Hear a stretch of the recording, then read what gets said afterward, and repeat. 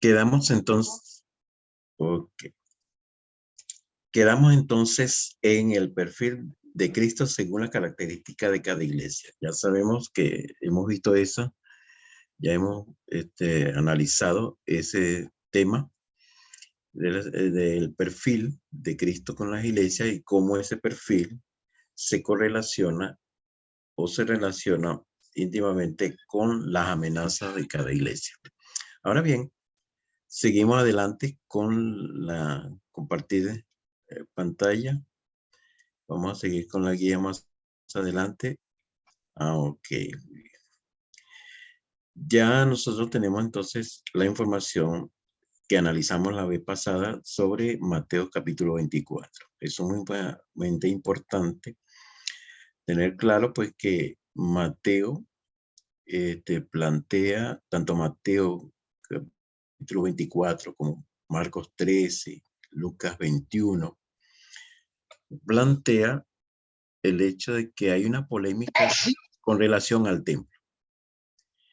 Y esa polémica hace que los discípulos hagan preguntas de cuándo serán estas cosas, refiriéndose al comentario que Jesús hace del templo, de que sería destruido, y ese comentario entonces produce inquietud de parte de los discípulos y entonces dirigen tres preguntas.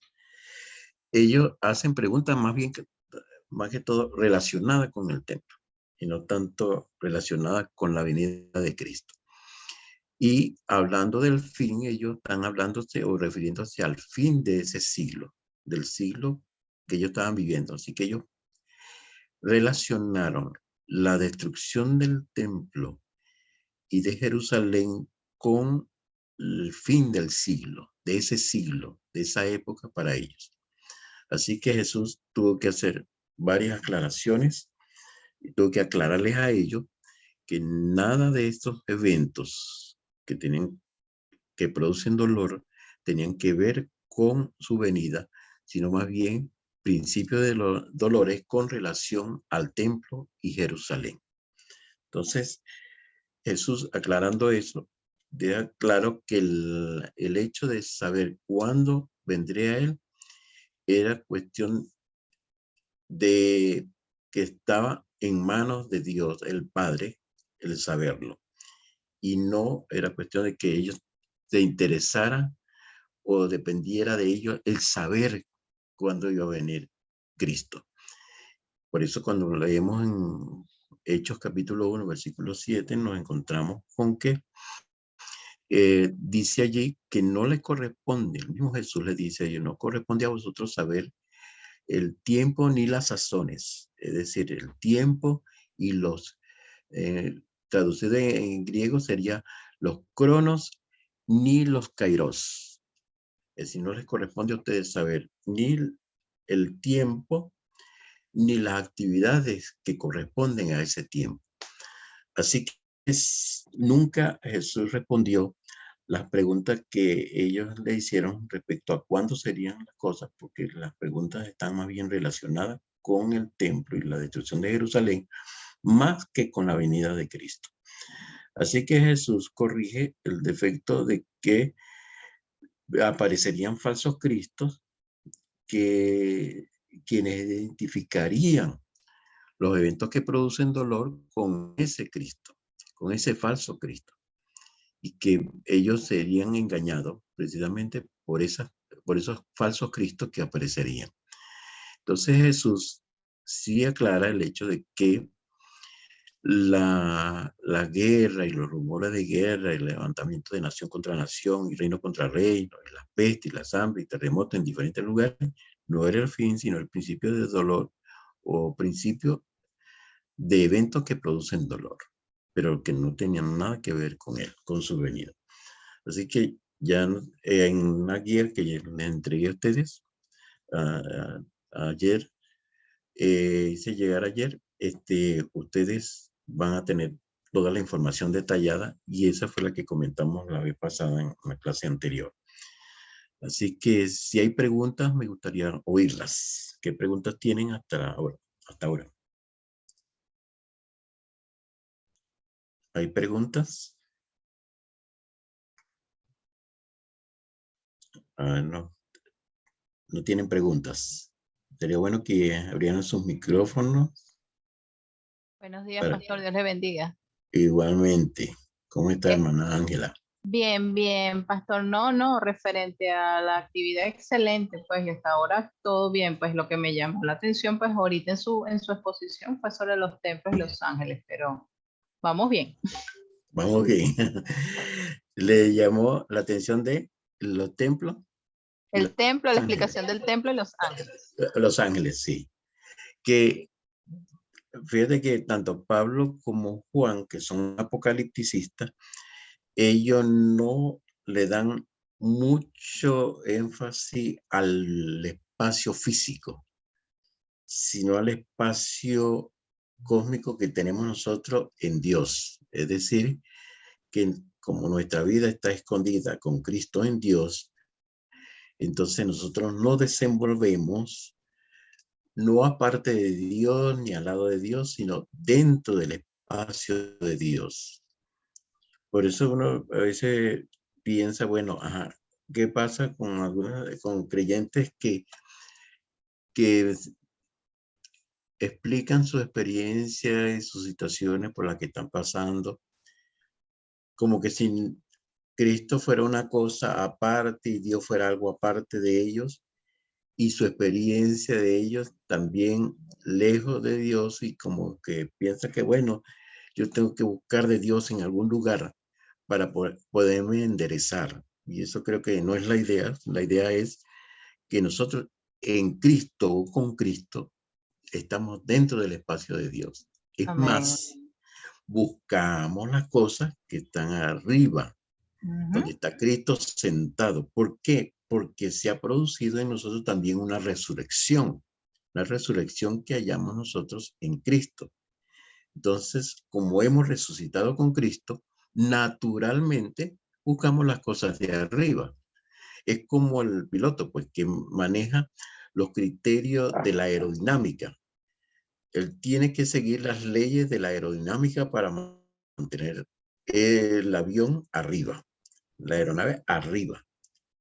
Bueno, de Si hecho, él, pastor, dígame, no, de hecho que la Biblia nos lo dice también, pues nosotros somos aquí peregrinos. ajá, Lo que pasa es que nosotros, como dice, pues nos encanta tanto la carne, nos encanta tanto estar aquí en este piso poniendo los pies en la tierra, pero realmente sí, o sea, es la comprensión, o sea, suena tan pequeña esa palabra como usted lo está diciendo, pues lo que significa ser el templo, pero es eso, es esa relación íntima con el Señor allá, ya estamos claro, allá, en lugares celestiales. eso. Entonces, como hay esa situación de que estamos sentados en los lugares celestiales en Cristo, entonces, obviamente, buscamos, como es natural, buscamos las cosas de arriba, donde está Cristo sentado. Entonces, siempre vamos a estar en esta tierra, obviamente, pero celestialmente, porque estamos siempre con nuestra atención en las cosas de arriba. Entonces, en Colosense, lo que hace uno es hacer morir las cosas de la carne, que hace que nuestra atención se desvíe. Entonces, por eso tenemos la capacidad de hacer morir cosas que no convienen a nuestra manera de ser en Cristo, de que somos gente que nos movemos dentro del espacio de Dios. No debiera haber temor en ningún momento, porque dentro de ese espacio de Dios nos movemos. Y apocalípticamente es así. El templo desaparece en Apocalipsis, porque da lugar a que Dios mismo o Cristo mismo sea el templo de su pueblo. Entonces, la idea de buscar a Dios en un espacio no está determinado en Apocalipsis, porque ya estamos en el espacio de Dios, estamos Amén. dentro de ese espacio de Dios. Ese es el punto que nos propone Apocalipsis. Apocalípticamente, entonces, estamos en esa. En el caso del profetismo, los profetas siempre manejaron la idea de que el presente siglo está abierto. y las cosas pueden mejorar. Esa es la opinión de los profetas, ¿no? Las cosas pueden mejorar si tú te arrepientes.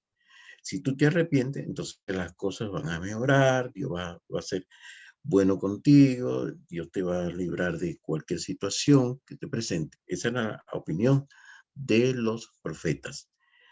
Tanto así que la gente estaba tan ensimismada en el hecho de que ellos pensaban que el estar fuera de su patria era un pecado que ellos estaban llevando de sus padres, que la razón por la que ellos estaban en el exilio, bien sea en Babilonia o bajo los asirios, ellos estaban en esas condiciones porque Dios los había castigado por el pecado de sus padres.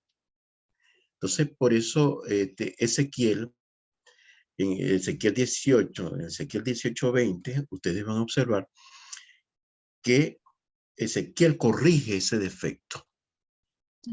¿Cuál es el defecto? Que ellos pensaron que ellos estaban sufriendo el exilio por causa de que sus padres habían pecado. Entonces, ¿qué hace Ezequiel? Dice, un momento, paren eso ahí.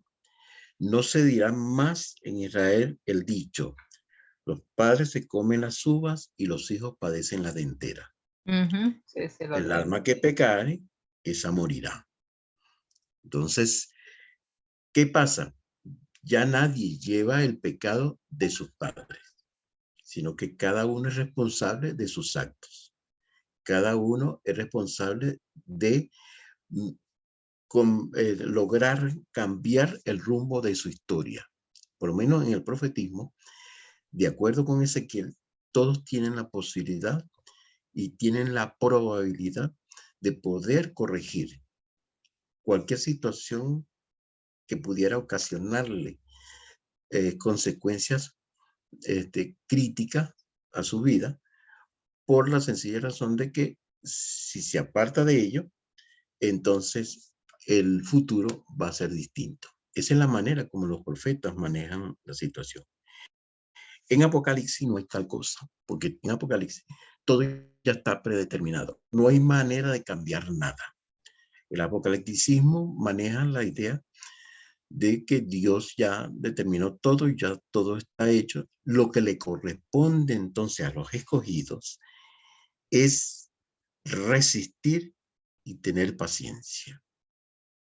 Es decir, hallarse siempre debajo de lo que indica la paciencia. Hipomoné, es decir, hallarse debajo, resistiendo siempre las cosas. No tiene que esperar que Dios lo libre de cualquier cosa, sino que simplemente el creyente cuenta con la capacidad en él de poder resistir y aguantar hasta el final.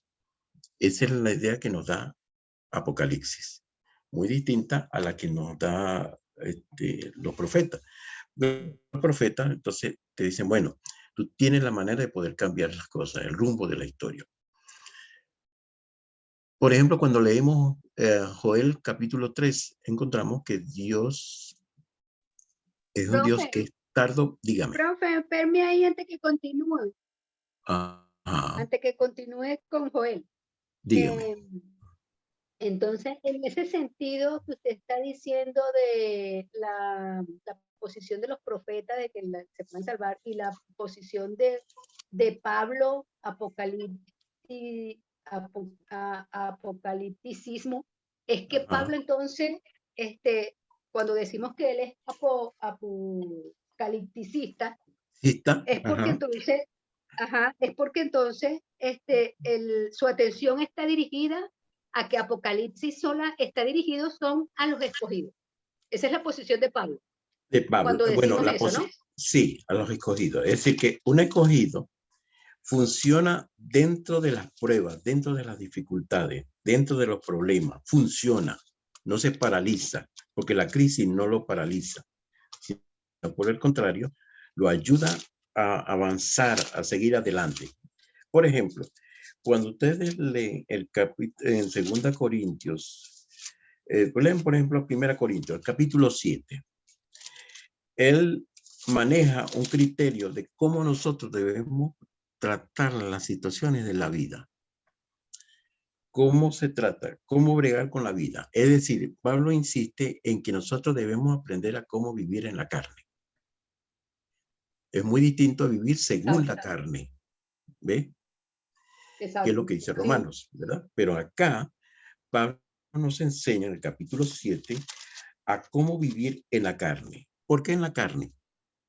Porque ya él le ha dicho a los corintios que no, en el capítulo 3, que no tiene otra manera de tratar con ellos, sino tratarlo como gente que todavía están bajo la creación de Adán.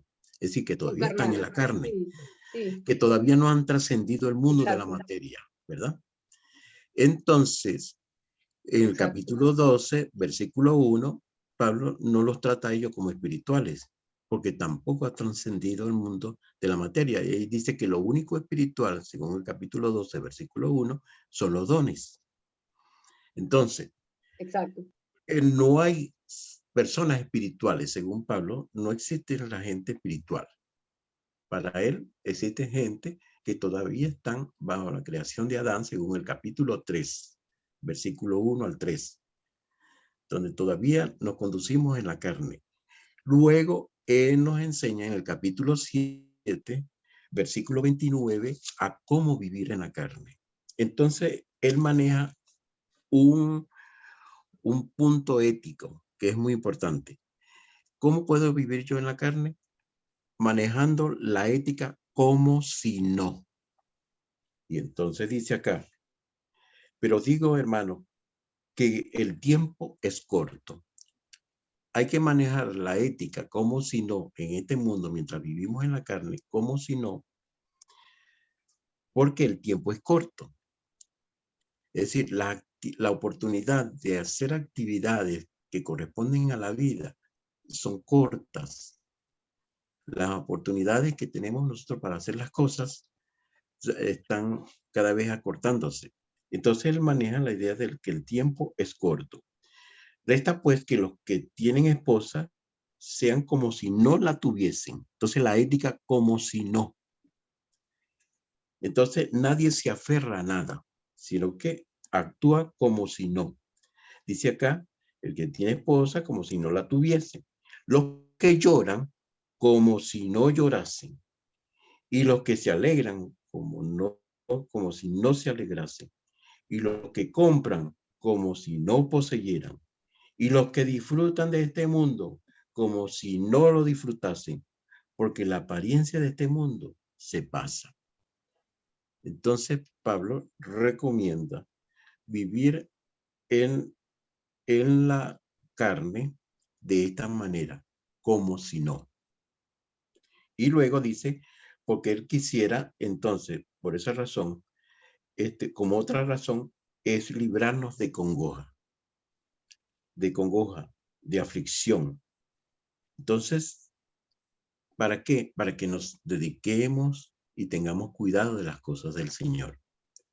Entonces, la primera razón es porque el tiempo es corto. Y por eso hay que aplicar la ética como si no. No aferrarse a las cosas a las que uno utiliza para vivir la vida en la carne. No aferrarse a ella, sino actuar como si no. No es actuar con hipocresía, porque ciertamente existen las cosas, solo que no debe darle la importancia tal que la persona como que dice no haya que hacer y que no se haya sin la otra persona, no se haya sin las cosas que tiene. Entonces hay demasiado aferro a las cosas que tiene, hablando del punto de vista humano.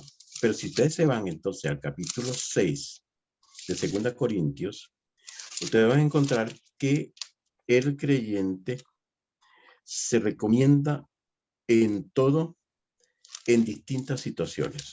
Por ejemplo, cuando usted lee el versículo 4, nos recomendamos en todo, dice Pablo, como ministros de Dios en mucha paciencia. Fíjense cómo nos recomendamos nosotros. Pablo, como apocalipticista, exige paciencia. como lo hace Juan.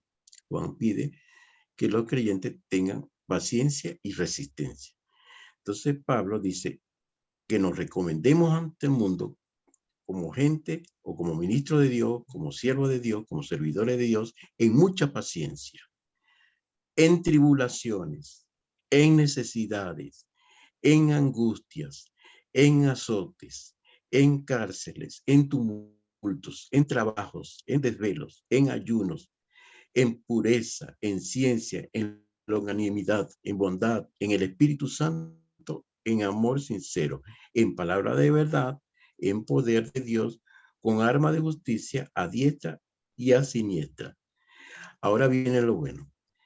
A veces podemos recomendar entonces por honra y también podemos recomendarlo por deshonra, por mala fama y hasta a veces por buena fama, como engañadores, pero veraces, como desconocidos, pero bien conocidos, como moribundos, mas he aquí vivimos, como castigados, mas no muertos, como entristecidos, mas siempre gozosos, como pobres, mas enriqueciendo a muchos, como no teniendo nada, mas poseyéndolo todo. Ese es el punto que Pablo, como apocalipticista, nos da en el capítulo 6 de Segunda a los Corintios. Entonces, esto es la ética que maneja Pablo en relación a cómo vivir en la carne. Entonces, la idea en Apocalipsis no es tanto de ir al cielo. Oye, voy a escapar de este mundo, porque este mundo está difícil de vivirlo. La idea en Apocalipsis no es escapar, es resistir, tener paciencia ante las situaciones que se nos presentan. Entonces, la idea no es escaparnos de este mundo, porque casi nada en Apocalipsis ya viene la sugerencia de que van a pasar 1000 años. Va a haber un reino de 1000 años y vamos a estar con Cristo aún en la tierra. Es decir, que en Apocalipsis se le devuelve al pueblo judío la idea de poseer totalmente la tierra bajo el control de Dios, bajo un reino teocrático, donde Dios es quien reina, es quien domina, quien ejerce todo el poder. Esa es la idea del concepto de la tierra. Si en el Antiguo Testamento se hace hincapié en la cosmovisión de poseer la tierra y observamos en Jueces capítulo 2, versículo 10, que el pueblo de Israel ni siquiera conocía a Jehová. Entonces, por ese detalle, nada más porque no conocía a Jehová, ni sus obras, dice el pasaje, es por lo que entonces usted lo ve, que ellos hicieron tributario a medio mundo, porque era el medio económico que ellos tenían para subsistir. Porque como cada tribu actuaba independientemente, ¿ve? Sin rey, cada uno hacía lo que bien le parecía. Sin embargo, entonces ya lo ve al final, comenzando con Samuel, ya ves en ese espacio del capítulo 8 de Samuel, que ellos están buscando la manera de que esa situación cambie totalmente. ¿Por qué? Porque algunos están aspirando que haya un régimen de reyes, cosa que en Jueces se rechaza. Y en el capítulo 8 de primero de Samuel se rechaza la idea de tener un régimen de reyes. ¿Por qué? Por el centralismo que eso iba a implicar y porque todo iba a pasar a manos de los reyes y ellos no iban a tener manera de cómo dominar sus cosas y tener su propia economía individualizada que venían teniendo a través de las diversas tribus, o cada una de las tribus individualmente. Entonces, esa parte los afectó muchísimo. El hecho de que hubiesen aceptado un régimen de reyes. Y se los convenció de todos modos a ellos. Tanto así que Israel tuvo 19 reyes. Israel, nada más el Israel que estaba al norte, tuvo 19 reyes y ninguno fue bueno. Y cuando lees el caso de los reyes de Judá, que tuvo 20 reyes, solo 8 fueron buenos. 8 nada más fueron buenos. Imagínense ustedes lo que significa estar bajo un régimen de reyes malos. Entonces, esa preocupación que ellos tenían allí fue advertida en el capítulo 8 de 1 de Samuel. Lo que pasaría si ellos aceptaban un régimen de reyes. ¿Por qué? Porque los reyes generalmente nunca siguieron a Dios. Fueron malos y duraron tanto tiempo que solamente contaban ellos con la ayuda de los profetas, quienes animaban y alentaban al pueblo de Israel a permanecer fiel a Dios, a que no se fueran ante otros ídolos, otros dioses, y sino que se mantuvieran dentro de Dios, a pesar de que sus reyes no andaban en la voluntad de Dios. Ese es el punto importante que nos aporta los profetas. Por eso es indispensable que nosotros dominemos bien, como gente que tenemos la posición dispensacionalista, premilenial, que dominemos bien el Antiguo Testamento, porque notamos muchos procedimientos y ejemplos de los reyes, de los profetas, de cómo ellos tuvieron que bregar con el pueblo de Israel en sus 3 etapas. Y eso es importante tenerlo en cuenta. Cómo tuvieron ellos que lidiar y hacer pastoral con cada una de las etapas del pueblo de Israel. Algunos que estaban en su preexilio les sirvió de advertencia. Ellos tuvieron que orientarlos, aconsejarlos, como el caso de cuando que uno lee en el capítulo 1, desde el capítulo 1 al capítulo 39 de Isaías, se da cuenta que hubo un respaldo allí de cómo orientar al pueblo de Israel adecuadamente. Sin embargo, hay una acotación en el versículo 3 del capítulo 1 de Isaías que dice que todo animal sabe lo que quiere su amo, pero en Israel no funciona, porque Israel no sabe qué es lo que quiere Dios con ellos. Entonces, fue muy importante la labor profética en ellos, de ayudarlos, orientarlos y encaminarlos, empezando, para los que están empezando, para los que eran nueva generación. Luego, los que fueron al exilio, les correspondió a Isaías también bregar con ellos, hacer pastoral allí, así como otros profetas, hacer la pastoral con ellos.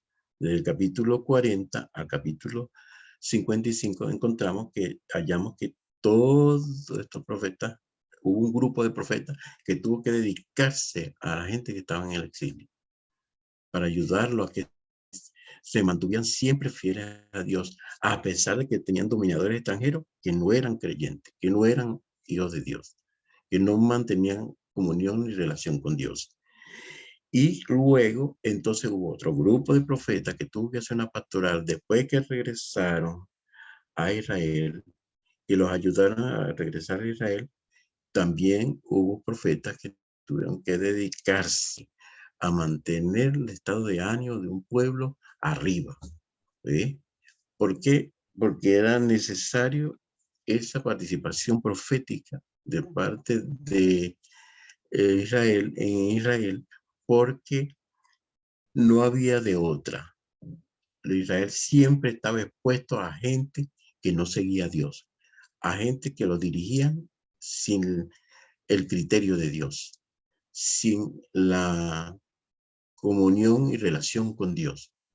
Entonces, como esos periodos eran sumamente largos, los profetas contribuyeron al cuidado espiritual y al desarrollo y crecimiento de las vidas de muchos de ellos en el preexilio, en el exilio y en el posexilio. Ahora, alguien preguntaría, bueno, y entonces el sufrimiento es porque estamos sufriendo porque hemos pecado. Por lo visto, según Job, capítulo 1, versículo 11, el sufrimiento, si es que se toma como sufrimiento, no es como consecuencia de que hayamos pecado. El sufrimiento viene porque se es fiel a Dios. Esa es la razón, según Job 1:11. Si uno es fiel a Dios, va a padecer. Satanás pidió permiso a Dios para tocar el cuerpo de Job. Y Dios le dio permiso para que tocara su cuerpo, pero que no tocara su alma. El punto acá es que puede que toquen nuestro cuerpo, pero que no toquen nuestra alma. Ese es el punto importante acá. Pues Job pasó por las tres experiencias. Tuvo la experiencia de bonanza, de muchas cosas buenas que tuvo. Luego las pierde. Entonces pasó por un periodo donde tuvo el mal, herido de una sarna, y perdió todo. Y luego finalmente, en la tercera etapa, que es la recuperación, Dios le da a él todo lo que necesitaba. Todo lo que perdió, lo recuperó. Es decir, son las tres etapas que tenemos en Job, la tenemos también en el pueblo de Israel. Y nosotros como pastores, todos que estamos acá, tenemos ese compromiso con nuestras congregaciones, precisamente de encaminarlas siempre en la palabra, cumpliendo esa función profética de las oportunidades abiertas, de que siempre va a haber una oportunidad abierta, que nadie está llevando el pecado de nadie porque no tenemos ningún pecado original que llevar en nuestra vida, solo el hecho de que tenemos a Dios y al Espíritu Santo en nosotros, más la palabra, que nos van a permitir a nosotros guiar a un pueblo en la voluntad de Dios, en medio de las diferencias y las dificultades, en medio y por encima, o mejor dicho, aunque haya por encima de nosotros, gente que no conoce a Dios y que no quiere nada con Dios. Pero nosotros debemos mantenernos siempre fiel a Dios. Somos conscientes entonces que la tecnología no va a ayudar ni a la salvación, ni a la santidad en ningún momento, y menos a la resurrección de los creyentes. Lo único que va a ayudar a la santidad, a la salvación y a la resurrección es la palabra de Dios que nosotros impartamos como profetas que somos en Él, y esa actitud apocalipticista de cómo enfrentarnos y superar y resistir hasta el final en Dios, para que las cosas entonces procedan de una manera distinta. Y la otra cosa que no puede dar la tecnología, que todavía nos queda a nosotros material por hacer, el hecho de que no van a quitar, la tecnología no va a quitar la maldad, ni va a quitar la muerte, ni va a quitar ninguna otra tragedia o situación de caos que pueda presentarse en el mundo. Solamente nosotros, como instrumento en las manos de Dios, podremos lograrlo manteniendo un pueblo en relación con Dios, buscando siempre las cosas de Dios y manteniéndose en Él, manteniendo su esperanza y su confianza en el que todo lo puede. Y nosotros también, que en Él podremos hacer muchas cosas y grandes proezas. Esa es la idea, pues, que nos ayuda a nosotros comentar, estudiar la escatología. La escatología va en procura del fin. ¿Cuál es el fin? La resurrección de los cuerpos y de los muertos y la transformación de los que estén vivos. Eso es lo más importante. Por eso para nosotros la vida no termina con la muerte, como dicen los existencialistas. ¿Por qué? Porque nosotros tenemos nuestra vida en Cristo. Nuestra vida está escondida en Cristo. Y por eso seguimos a Cristo como el centro de nuestro ser y como el que nos ayuda a recuperarnos y a levantarnos de cualquier situación. Pero nosotros tenemos que como que centrarnos bastante en esto. La escatología es importante porque trae esperanza. Según Pablo, la esperanza es aquella que me permite a mí conocer, mientras estoy en el cuerpo, conocer en parte. Pablo dice en el capítulo 13, 1 Corintios, dice que mientras yo tenga fe y esperanza, conozco en parte, no conozco todo. Entonces, si mantengo mi fe en la muerte y resurrección de Cristo y mi esperanza en la resurrección de mi cuerpo, entonces, mientras esté en esta tierra, voy a conocer en parte. No lo voy a conocer todo, conoceré en parte. Pero llegará un momento cuando no lo necesitaré ni de la fe, ni necesitaré de la esperanza. ¿Por qué? Porque estaré con el Señor. Amén. Y eso es lo que dice el texto. Apocalipsis nos dice que estaremos siempre con el Señor. En el capítulo de los 1000 años dice que estaremos siempre con Cristo, 1000 años. Y en el caso de Juan, en Juan 14, dice, para que donde yo esté, vosotros también estéis. Es decir, que donde está Cristo, nosotros también estamos. Esa es la idea de Juan. Amén. Y así en Tesalonicense dice que estaremos con él para siempre. Es lo que dice Pablo en Tesalonicense. Así que tenemos recursos de la palabra de Dios que nos permiten a nosotros ver las cosas de una manera distinta. Entonces, creo que, no sé si hay alguna pregunta para continuar viendo qué hay en el material. ¿Hay alguna pregunta? ¿Alguien más quisiera preguntar?